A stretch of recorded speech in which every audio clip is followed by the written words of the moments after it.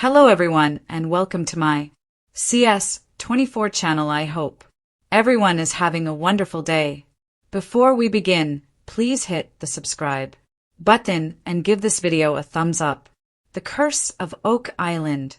Something big is in the works as brand new heavy equipment arrives on the island. Something big and new is happening on the island as a new contractor started delivering equipment en masse yesterday. It was reported that yesterday was a crazy busy day, with a constant convoy of equipment, tractor-trailers, and dump trucks crossing the causeway. This has led to a buzz of excitement among fans who reckon a big project is underway. As usual, we're grateful to Nova Scotia local and blogger Oak Island from the other side of the causeway for posting a series of photographs of interesting-looking equipment. Much of this new kit came from a contractor new to the island called Soltanche Baki Canada, a construction company that describes itself as providing innovative geotechnical solutions. The firm boasts of being experts at the age-old art of foundation building and claims to have revolutionized soil technologies. According to the local blogger, the guys started moving the equipment early in the morning and continued throughout the day. There appeared to be a lot of pumping equipment, which has led to speculation they may be attempting to remove the floodwater from the garden shaft. Or perhaps they've encountered a flood tunnel in an entirely new location and want to shut it down. Oak Island team may be pumping water from several money pit locations. Last season, the guys used an underwater camera to explore a cavern dubbed Aladdin's Cave in the money pit area. The murky water made it hard to see anything, so perhaps the guys decided to drain and dig the underground chamber. It may also be part of an effort to drain the swamp, but that is unlikely as they already have adequate equipment for that task. The most likely options are draining the garden shaft or another flood shaft. These flood tunnels are thought to be ancient booby traps that cause flooding when anyone gets too close to the treasure. Maybe Soltanche Baki Canada has been tasked with solving this problem once and for all. The Curse of Oak Island fans show excitement over new development. Of course, fans had their own ideas about what may be happening, but most agreed that the Fellowship of the Dig must be about to pump a large quantity of water. One fan said the Oak Island team are getting serious now and suggested they are about to get rid of the flooding problem in the money pit. They also stated that modern pumps are much more efficient than those from decades ago. Another fan agreed, stating, "Looks like they are exploring or shutting off a flood tunnel." A third commenter confidently claimed they definitely must have found something because that's some very expensive machinery, big investment. There are now just 3 months until the start of the Curse of Oak Island Season 12, and until then, fans can merely speculate about what's been discovered. A low fog clung to the shores of Nova Scotia as the morning sun strained to pierce the damp veil over Oak Island. The familiar rattle of machinery had long been a part of life here, but this morning, something was different.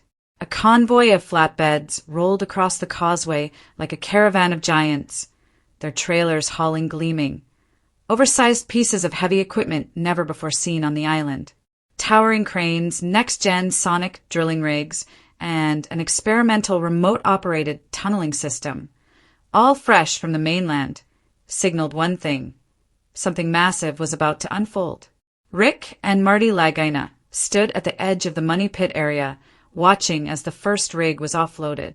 Their faces betrayed a mixture of boyish excitement and seasoned determination. This wasn't just another round of hopeful digging. This was the beginning of what they were calling the final push. "Rick," Marty said, his voice low but crackling with energy, "we've never had tools like this before. This is going to change everything." Rick nodded. "It has to. We're not here to poke around anymore. We're going to unearth whatever's been hiding beneath us for 200 years. The rest of the Fellowship of the Dig, Craig Tester, Gary Drayton, Charles Barkhouse, Jack Begley, and even archaeologist Miriam Amirault gathered as the equipment operators conducted final checks. The team had pooled resources, called in favors, and secured special permits for a large-scale excavation unlike anything Oak Island had seen since the original Truro company dug their infamous shafts. But the big question remained. What had prompted this massive escalation? The discovery that changed everything.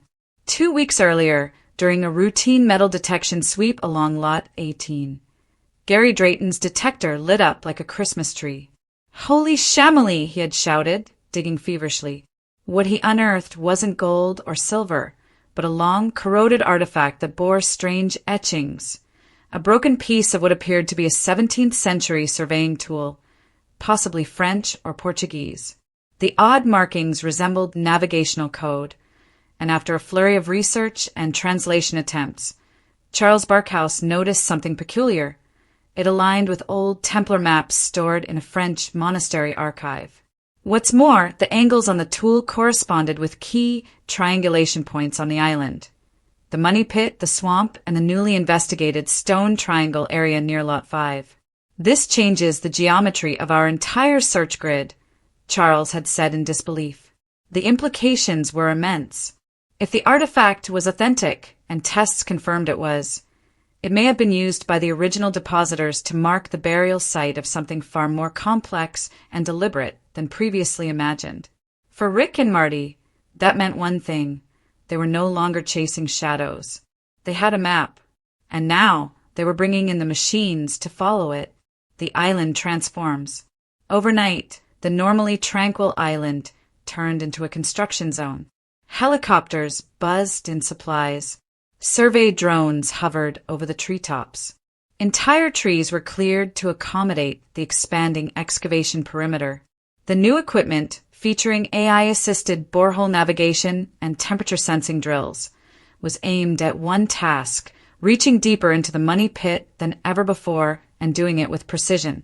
Even the infamous Smith's Cove was getting a revisit, with sonar drones mapping out changes in underground water flow. Craig Tester's geophysical analysis hinted at a new system of flood tunnels, potentially a decoy system the original depositors had engineered to throw off looters. "We're not just looking for treasure anymore," said Jack Begley, brushing mud from his gloves. "We're dismantling a 300-year-old trap." The energy among the crew was electric. Everyone sensed it. This season, unlike any other, felt final, as if the island itself had grown weary of its secrets and was now prepared to give them up. The return of a familiar face. As if summoned by destiny, Dan Blankenship's son Dave made a surprise return to the island.